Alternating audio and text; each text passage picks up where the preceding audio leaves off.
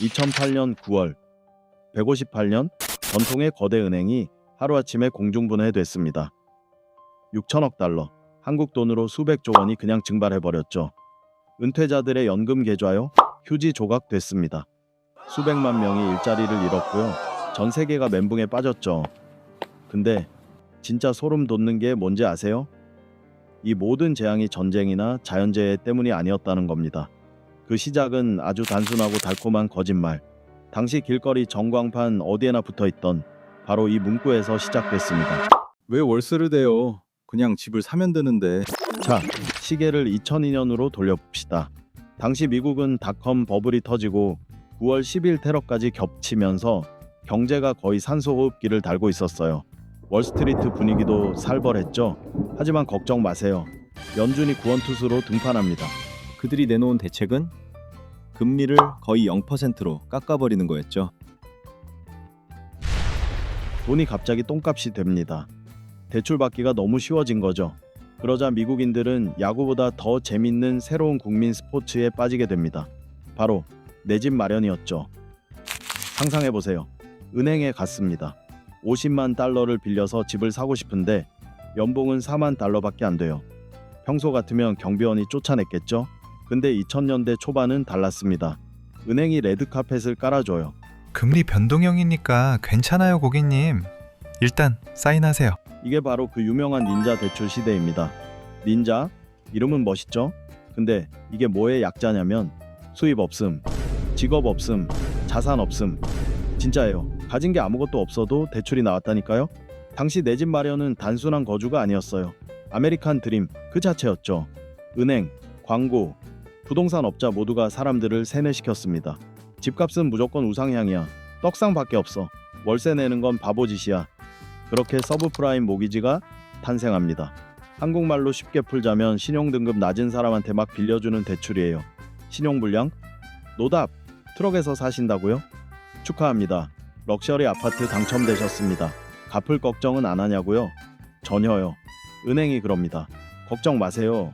못 갚으면 집 팔면 되잖아요. 어차피 집값 올랐을 텐데 개이득이죠. 완전 패닉 바잉의 시대였죠.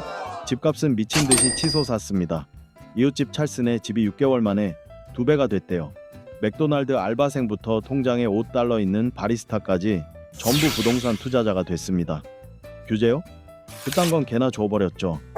리스크 관리? 지루하잖아요. 계약금? 없어도 됨. 숨만 쉬고 있으면 대출이 나왔습니다. 사람들이 라면 사듯이 집을 샀어요. 대출 회사들은 부루마블 돈 찍어내듯 계약서를 찍어냈고 중개업자들은 수수료 세느라 손가락이 아플 지경이었죠. 이 모든 소란 뒤에는요, 집값은 항상 오를 거라는 아주 눈먼 믿음이 있었습니다. 지금까지 늘 그래왔으니까요. 이런 과도한 낙관주의는 사람들을 좀 거만하게 만들었죠. 이렇게 좋은 기회에 도대체 무슨 나쁜 일이 생기겠어? 스포일러 하나 하죠.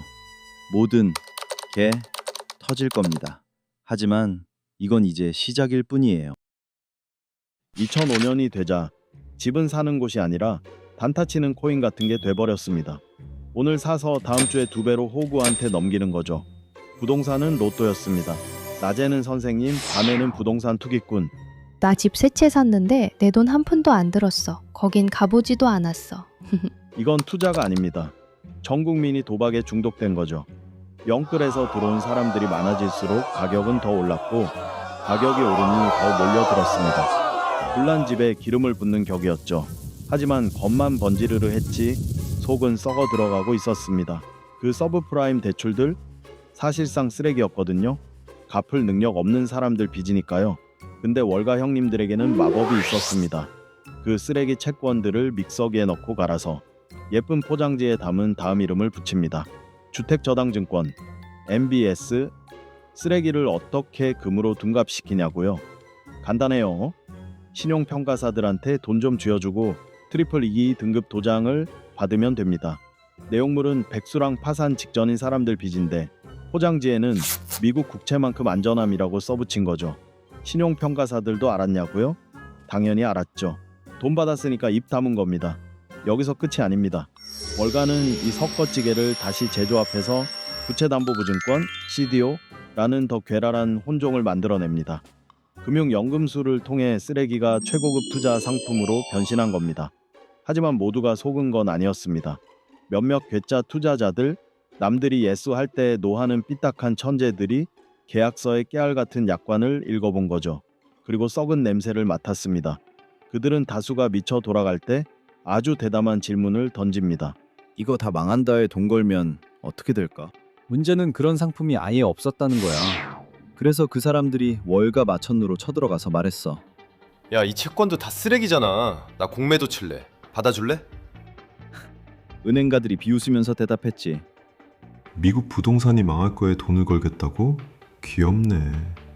그러니까 절대 안 일어날 재난에 대비한 보험 들고 싶다 이거지? 알았어, 팔아줄게. 월가는 이걸 공짜 돈이라고 생각했습니다. 보험료만 꼬박꼬박 챙기면 되니까요. 그게 바로 신용부도 스와프 CDS입니다. 쉽게 말해서 옆집 할머니 생명보험을 내가 들어놓고 할머니가 빨리 돌아가시길 기도하는 거랑 똑같은 겁니다. 당시 금융 시스템은 거짓말과 빚으로 쌓아올린 거대한 젠가탑이었습니다.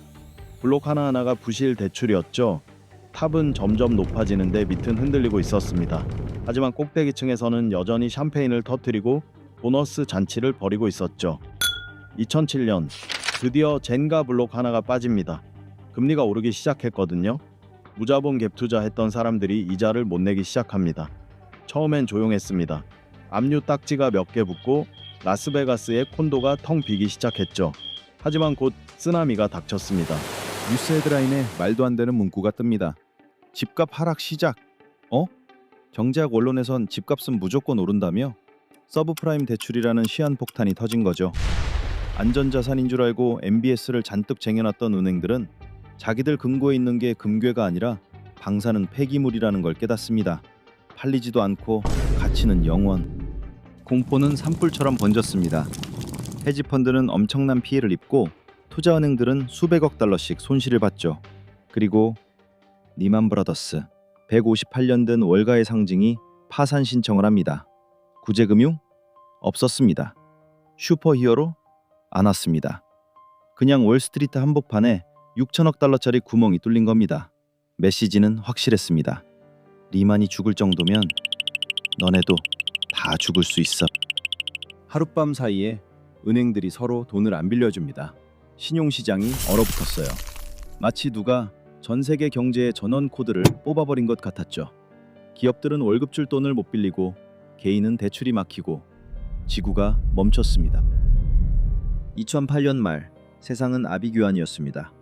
실업자가 수백만 명 쏟아져 나오고 집에서 쫓겨난다는 통지서가 스팸 메일처럼 쌓였습니다. 은퇴자들은 평생 모은 돈이 삭제되는 걸 실시간으로 지켜봐야 했죠. 무료 급식 소줄은 끝이 안 보였습니다. 이건 월가 부자들만의 문제가 아니었어요. 우리 같은 서민들의 삶이 박살난 겁니다. 미국 정부는 불가능한 선택을 해야 했습니다. 다 같이 망해서 지옥을 볼 것이냐, 아니면 불을 지른 방화범들에게 국민 세금을 퍼부어서 살려줄 것이냐. 2008년 10월 그들은 후자를 택합니다. 하프, 즉 부실자산 구제 프로그램으로 7천억 달러를 쏟아붓습니다. 월가에게 푹신한 에어매트를 깔아준 거죠. 왜냐? 너무 커서 망하게 둘 수가 없다는 거죠. 그렇게 헬리콥터에서 돈을 뿌리기 시작합니다.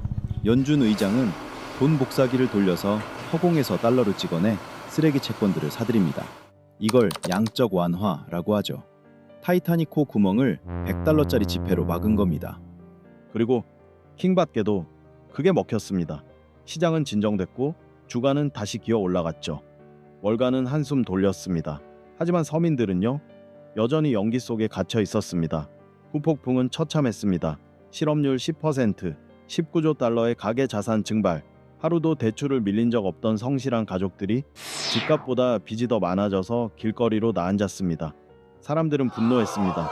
우리는 집 뺏기고 밥 굶는데 사고친 은행 CEO들은 보너스 챙겨서 은퇴하고 샴페인을 마신다고? 정의가 없잖아요. 이익은 사유화하고 손실은 사회화하는 시스템. 그래서 2011년 뉴욕 주코티 공원에 수천 명이 모였습니다. 텐트를 치고 서민들의 권리를 요구하는 피켓을 들었죠. 금융 시스템은 살아남았지만 신뢰는 잿더미가 됐습니다. 우리 세대는 뼈저린 교훈을 얻었죠. 은행이 사고치면 고해지지만 개인이 실수하면 나락간다는 걸요. 2008년이 우리에게 알려준 게 있다면 이겁니다. 다음 위기는 지난번과 똑같은 모습으로 오지 않습니다. 아주 무해하고 돈이 될 것 같고 절대 실패하지 않을 것처럼 다가올 겁니다. 그게 터지기 전까지는 말이죠.